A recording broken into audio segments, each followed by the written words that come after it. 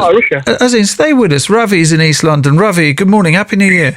Good morning, Niall. Happy New Year. Do you agree with Azin? He says that, without Pakistan, Afghanistan would be Russian now, and that essentially Pakistan can survive without any of this American money. Well, the first point, Pakistan may be able to survive, may not be able to survive.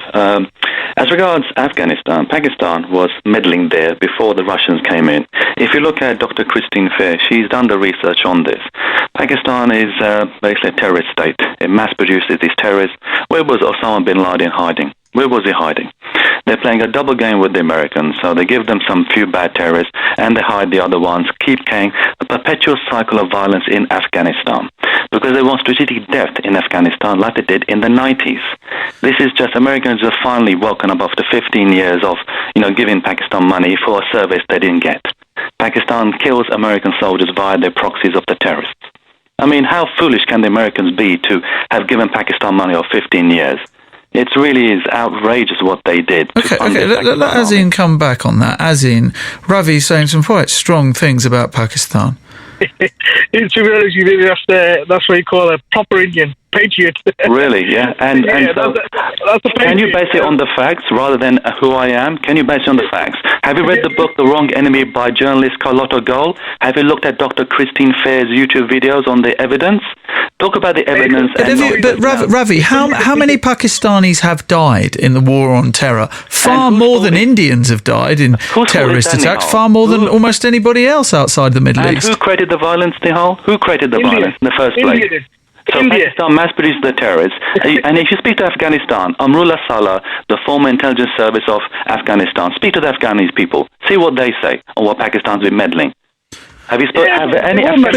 Ravi, has the war on terror, which, by the way, Pakistan was forced to be involved in by George W. Bush, Imran Khan, the politician, argues that this war on terror has brought nothing but disaster to Pakistan, that they should not have got involved in America's proxy war in that part of the world, and all these billions of dollars have created has actually destabilised more than brought stability. Taking the money? And who created the mess in Afghanistan? It was the Pakistans. Well, it was the Russians. They sent their baby the Taliban, and they were meddling before Russians got involved. Have a look at your research and look at Dr. Christine. Sorry, but that part of the world has been contested for way before Pakistan even existed. Yeah, Ravi, that has been a toy of Western powers for many century or more. Yes, so Pakistan was meddling before the Soviets. That's the argument the Pakistan government and people like to make. But they were meddling before then, Nihal. Have a look at Dr. Christine Fair's research, and the facts are there. Have a look at Dr. Pakistan is a 70-year-old country. How long have they been meddling? So basically, you mean India's been meddling in it? The Great Game, it was called, Ravi, and it took place way before Pakistan ever existed. Yeah. Have you spoken to the Afghani people, Nihal? Have you checked what they not all of them, no, quite obviously. No, you don't need to. You just need to speak to what they say. They know. Well, they say, of course they do. Of course, Hamid Karzai constantly accused the Pakistanis of attempting to destabilise and why would he do that? Unless if it's false, could he get away with it? Well, people do like to throw accusations around, don't they? Perhaps if his own... But wait a minute, Hamid Karzai himself was accepting billions of dollars from the Americans. He also had soldiers on the ground. The Americans were also accusing his administration of being corrupt and venal and allowing. So this is so Hamid Karzai himself is hardly an unsullied character in all of this. Yeah, but that doesn't take away from the facts. And where was Osama bin Laden hiding? Well, they are the facts. Where the facts? Yes, like Osama bin Laden. Where was he hiding? Well, Pakistan. Okay.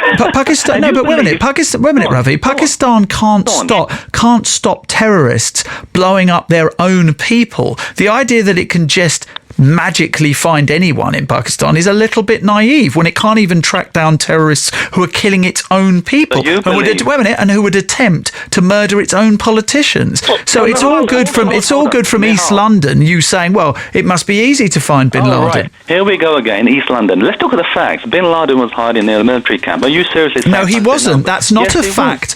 Did you say here? Did you say near or in? Mullah Omar, but bin Laden was nearby. Oh, nearby, yes. They weren't in one. But then you know what? But then you know what, Ravi? What could be clever?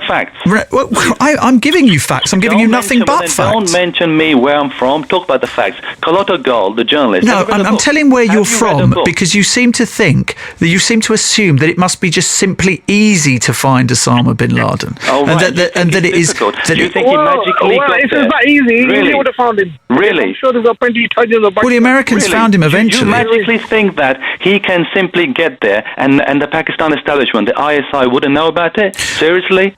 I think then it's very clear that if that's what you think, then there must be pigs. Well, there's an alternative. There's an alternative to every theory. I realise you have to do an alternative, but you're a radio host. But end of the day, Bin Laden was there. It's very clear. Mullah Omar's there. The Haqqani Naqvi is there. The Afghanistan, not only Hamid Karzai, but other intelligence officers. Umrullah Saleh has always said that Pakistan are meddling, and this is what they've been doing. They've been doing it in the 90s when the Russians left. They've been creating mayhem there. Who's not meddling? India's meddling. You are meddling now.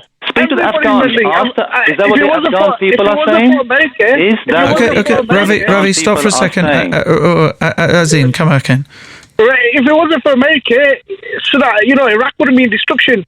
It would. That's Iraq. You want to talk about Iraq? Talk about Iraq. Ask me how to do a separate topic of Iraq. Afghanistan. We're talking about American aid to Pakistan and whether it has made any difference. Now, Shashank Joshi, earlier on in this show, he said very clearly that in fact violence has fallen in Pakistan in the last 6 years. Now that would encourage you, Ravi, to feel that actually this money has made a difference and that the Pakistani state itself, because there are no American boots on the ground, not in large numbers, certainly there may be some few in advisory roles, but not in large numbers, that this is the Pakistani government and the Pakistani military that has led in the last 6 years to being less violence in that country. They are having their own war against terror. And who started the war? If you grow snakes, end of the day, the snakes can bite back. If you play with the devil, you dance with the devil, you are creating your own problems. So that's what's happened there.